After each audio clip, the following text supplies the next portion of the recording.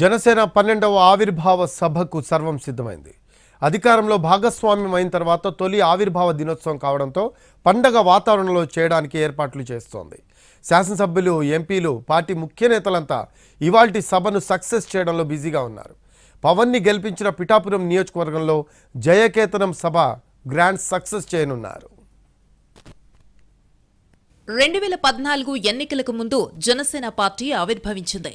ఇప్పటివరకు ప్రతిపక్ష పార్టీగా ప్రతి ఏడాది ఆవిర్భావ దినోత్సవాన్ని జరుపుకుంటోంది.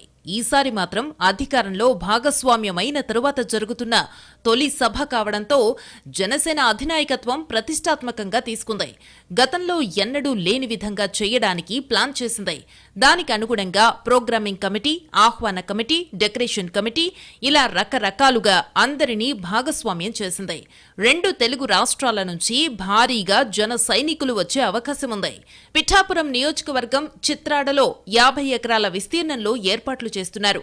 సభా ప్రాంగణానికి 1/2 కిలోమీటర్ దూరంలో డిప్యూటీ సీఎం పవన్ కళ్యాణ్ రావడానికి హెలీప్యాడ్ ను సిద్ధం చేశారు. సభా ప్రాంగణానికొచ్చే మార్గాల ఏర్పాటు పనులు పూర్తయ్యాయి. కాకినాడలో కమాండ్ కంట్రోల్ రూమ్ ను ఏర్పాటు చేశారు. ఇక్కడి నుంచి సభను మానిటరింగ్ చేస్తారు. దానికి ప్రత్యేక టీంను ఏర్పాటు చేశారు. వీవీఐపీలు, వీఐపీల కోసం ప్రత్యేక వేదికలు ఏర్పాటు చేశారు. 250 మంది డయాస్ పై ఉంటారు. వాహనాల పార్కింగ్ కి 5 ప్రాంతాలను ఏర్పాటు చేశారు. సాయంత్రం 4 గంటలకు సభ ప్రారంభమవుతుంది. పవన్ కళ్యాణ్ ప్రసంగం 90 నిమిషాల పాటు ఉంటుందని చెబుతున్నారు. ప్రభుత్వంలో భాగస్వామ్యమైన తరువాత జనసేన సాధించిన విజయాలు ప్రజల్లోకి తీసుకువెళ్లడమే ఈ సభ ఉద్దేశమంటున్నారు పార్టీ నేతలు.